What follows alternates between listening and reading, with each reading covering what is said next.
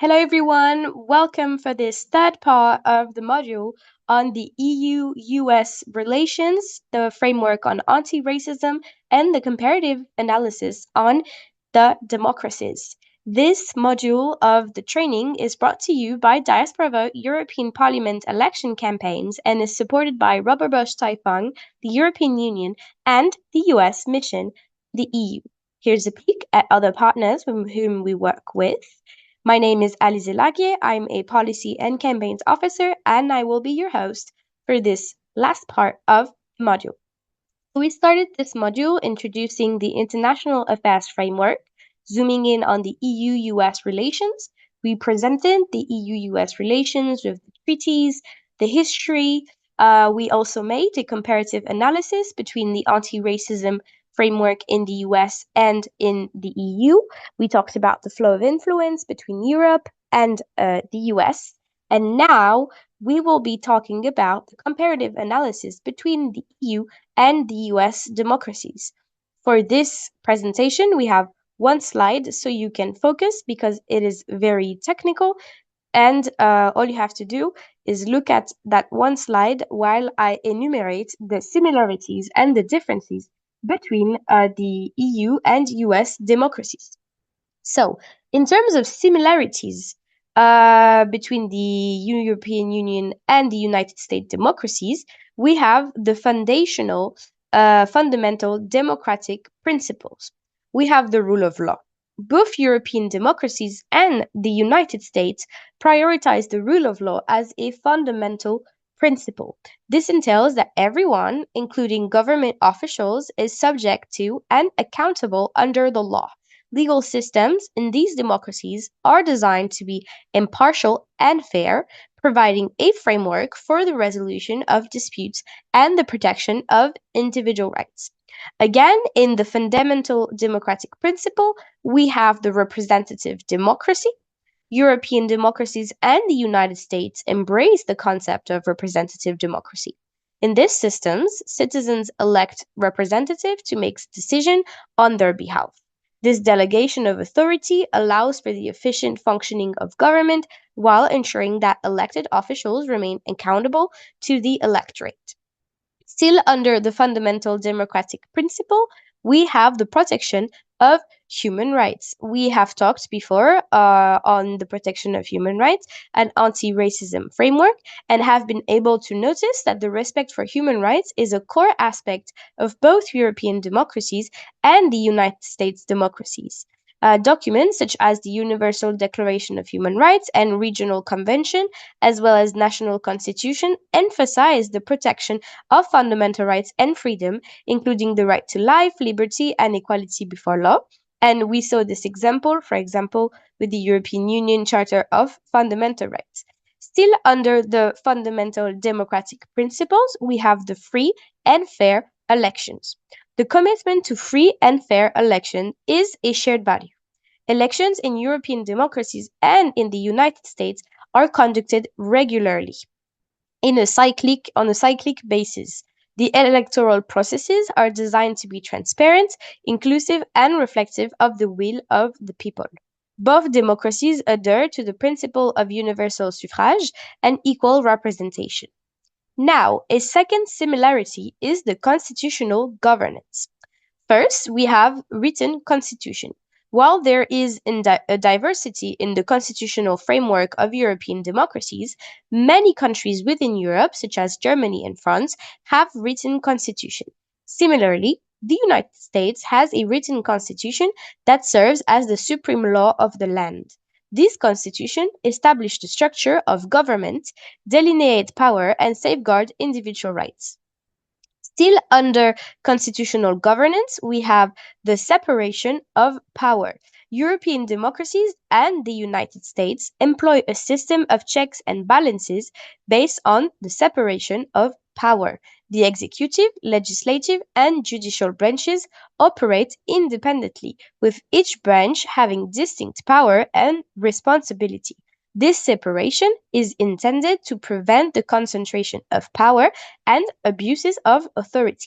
Still under the constitutional governance similarity, we have the independent judiciary. A shared commitment to an independent judiciary is evident in both European democracies and in the United States. Courts in this system have the authorities to interpret laws, including constitutional provision, and to adjudicate disputes. Judicial independence is vital for upholding the rule of law and protecting individual rights. So, I need to explain a little bit of the difference between the two above, so the separation of power and the independent judiciary. Both concepts are linked together, right? Independent judiciary is essential to separation of powers. They go together. The separation of power allows different branches to balance out one another, and an independent judiciary ensures that those parts of the legislative branch are not abused by other forms of authority. So that's the difference and the link between the two. They are interconnected. Now, another similarity between the United States and European democracy is the pluralistic societies. In the pluralistic societies, we have freedom of expression. The value placed on freedom of expression is a common thread in both European democracies and the United States. We have constitutional guarantees like the First Amendment of the United States Constitution and legal framework to protect the right to free speech, allowing individuals to express their opinion, criticizing the government, and engaging in open public discourse without fear or censorship. The protection of freedom of speech is ensured by the Charter of Fundamental Rights in the European Union and by the European Court of Human Rights. It can also protect speech that offends, shocks, or disturbs, as mentioned by the European Court, as long as it doesn't fall under what is called as hate speech, as we mentioned earlier. Then, in pluralistic societies, we also have what is called cultural diversity. Both European democracies and the United States are characterized by cultural diversity. The recognition and celebration of diverse ethnicities, religion, and backgrounds contribute to the rich tapestry of these societies. While the specific composition of cultural diversity varies, the commitment to pluralism is a shared principle. However, we could note that in addition to diversity of ethnicities and religious groups, national culture of EU member states uphold a lot of importance. While in the US, it's a unique country with its own unique culture, while in the EU, each member state has its own culture in addition to what is called the European culture or the culture of the EU and the things that we share between member states. Another similarity is the social welfare and democratic capitalism. If we take a look at the democratic capitalism, European democracies and the United States embrace democratic capitalism, where free market principles coexist with democratic governance. While there may be variations in the degree of government intervention in the economy, the fundamental idea is that individuals have the freedom to engage in economic activities within a democratic framework. Now, if we take a look at the social welfare, the US and the EU share commitment on implementation and budget allocation towards social welfare. However, both systems are drastically different, and we will look at it in the differences as well, because it's both a similarity and a difference because it's not working the same way.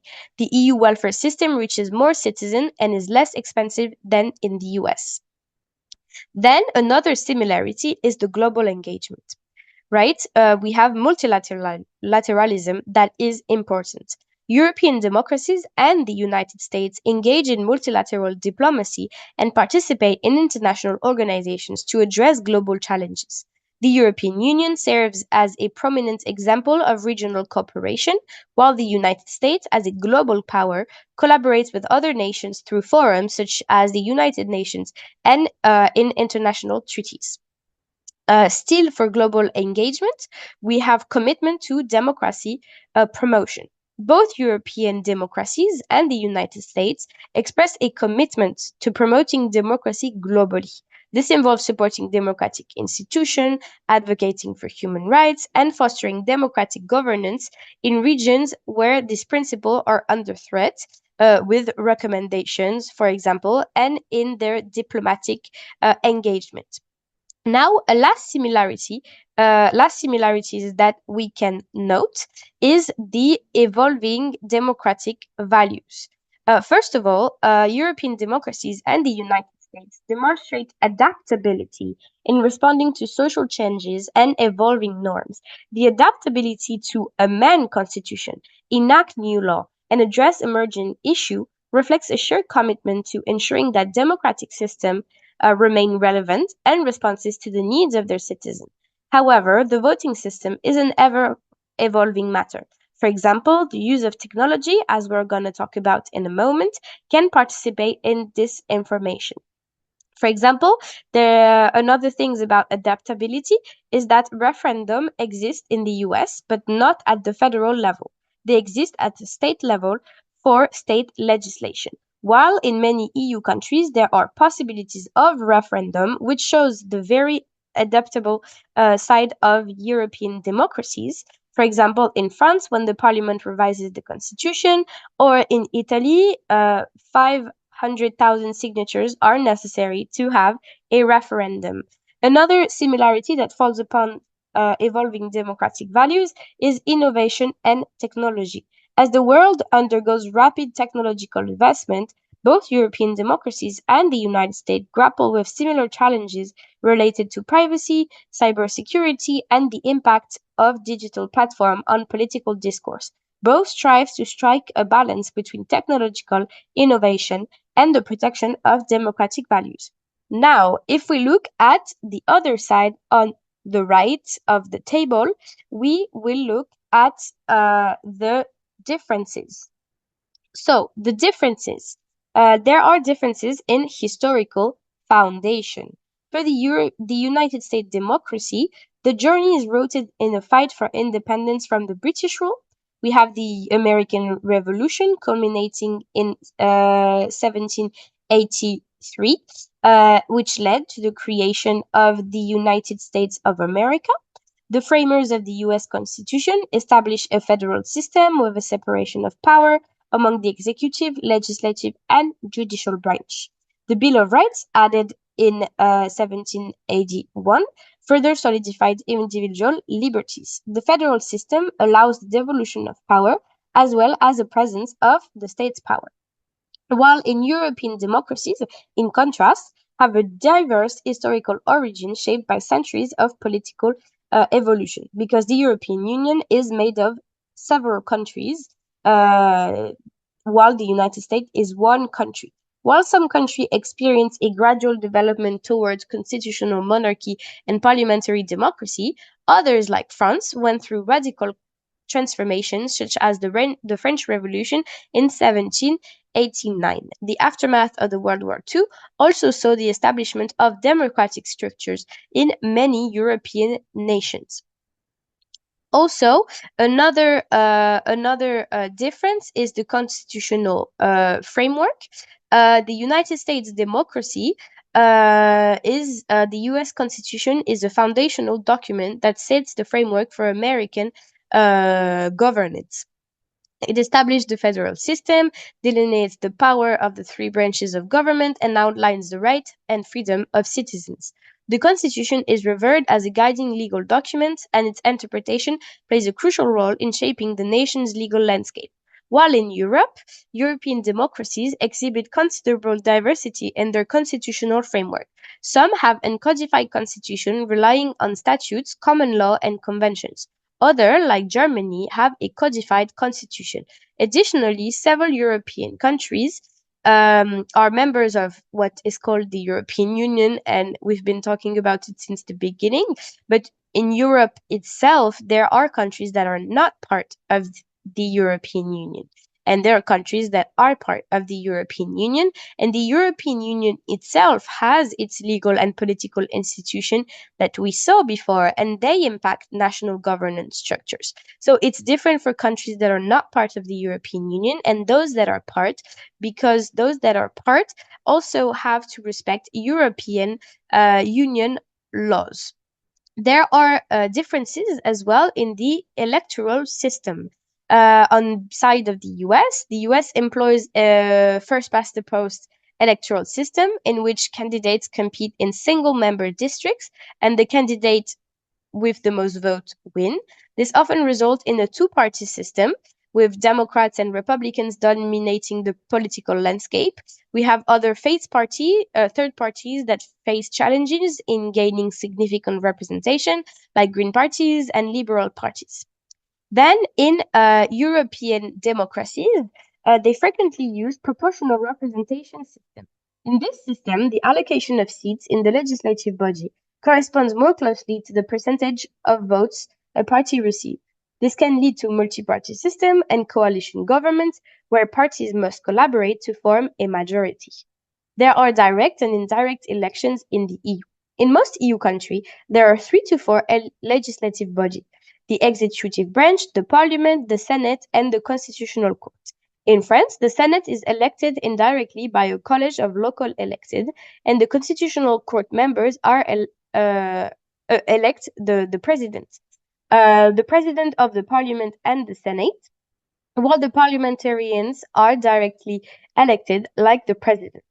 Per the EU, the European Commission President is elected by the European Council with confirmation by the European Parliament, and the member of the Parliament are directly elected by voters. Another difference is the party system. The United States could be characterized by a two-party system with Democratic and Republican parties dominating national politics, which is a narrative that is pushed forward a lot by the media and the polarization of the US political landscape. While third parties exist, their influence is limited, in part due to the first past the post electoral system that often discourages the emergence of additional major parties. European democracies often feature multi-party systems. Countries like Germany, France, and the Netherlands have a spectrum of political parties, and coalition governments are very common. This diversity allows for a wider representation of political ideologies and interests. Another difference between the EU and the US democracies is that the US has presidential system. That's in terms of executive power, where the difference lies. The US has a presidential system where the president serves both as the head of state and the head of the government. The president is elected independently, and in some cases, the running candidates are designated by their political party members and hold significant executive power, including the ability to veto legislation. The president's term is limited to 4 years with a maximum of 2 terms.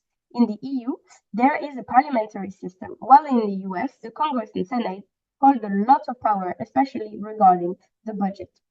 Many European democracies have parliamentary systems, with a division between the head of state and the head of government. In some cases, contrary to France, the head of state, often a monarch or ceremonial president, has limited power, while the head of government, typically the prime minister, is responsible for executive function. The prime minister is usually a member of the legislature and can be removed by a vote of no confidence. Another difference that we can find is in the judicial system. The United States have a federal judiciary headed by the Supreme Court, which serves as the highest court in the country.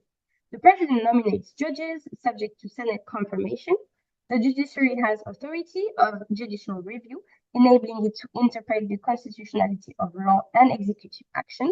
In the US, the judges are nominated until they retire or die. European democracies also have independent judicial system, but the structure can vary. Some countries, like Germany, may have separate constitutional court. The European Court of Justice also plays a crucial role at European level to interpret EU law, influencing legal decisions of member states. Then coming back on social welfare and economic policies. So the United States traditionally emphasized on individualism and free market capitalism. Social welfare programs are present, but they're often limited compared to European counterparts. Healthcare, for example, involves a mix of public and private systems. European democracies involve, particularly those in Western Europe, a comprehensive social welfare system. They provide universal healthcare, robust public education, and various social safety nets. The Nordic countries, in particular, are known for their extensive welfare states. Then, now, if we look at another difference, we have cultural and social values. The United States has a distinct political culture shaped by ideals of individual liberty, limited government, and the pursuit of happiness. We have concepts like the American dream and the belief in upward mobility, which are ingrained in national identity. European democracies encompass a rich tapestry of cultural and social values. Historical and cultural differences contribute to the variation in political attitudes. The European Union comprises diverse member states and seeks to promote unity while respecting national identity. Now, the last difference that we can take a look at is foreign policy approach and regulation. The United States, as a global superpower, often pursues an interventionist foreign policies. It plays a central role in international affairs, engages in military intervention, and has a significant influence on global economic and political dynamics. European democracies, especially those that are part of the European Union, often adopt a more multilateral approach to foreign policy. The EU seeks to promote cooperation and diplomacy, and member states work collectively on various global challenges. The emphasis on soft power and diplomacy is a hallmark of European foreign policy. If we look at the attitude towards regulation, the United States traditionally leans towards limited government intervention in the economy. There is an emphasis on free market principle, and regulatory measures are often scrutinized for their potential impact on business and individual freedom. Many European democracies embrace more robust regulatory measures in areas such as environmental protection, labor rights, consumer safety. The precautionary principle, prioritizing preventive action in the face of uncertain risk, is often a guiding principle in European regulatory approaches. Before concluding, we will look at the challenges and areas for improvement. There is what we can say call a democratic erosion. While both European democracies and the United States have robust democratic tradition, they face challenges related to democratic erosions, with issues such as the rise of populist movement, like I told you before, concerns about political polarization, and threats to the rule of law. So it shows how imperative it is to safeguard democratic institutions. To conclude this last part of this module, the differences between the European democracies and the United States democracy are multifaceted and rooted in historical, cultural, and institutional factors. While both share fundamental principles, like we talked about, like democracy principle, the nuances in their political system shape their governance, policy priorities, and global engagement. Understanding this distinction enhances our appreciation for the diverse expression of democracy on the global stage, while also being aware of the problems faced by the shrinking of civic space, the erosion of democracy, and the difficulties faced by minorities. I hope you enjoyed this session. If you have any additional question, don't hesitate on contacting us. Thank you for following along, and I will see you for the next module on which we will talk about EU competences and policy making. Thank you.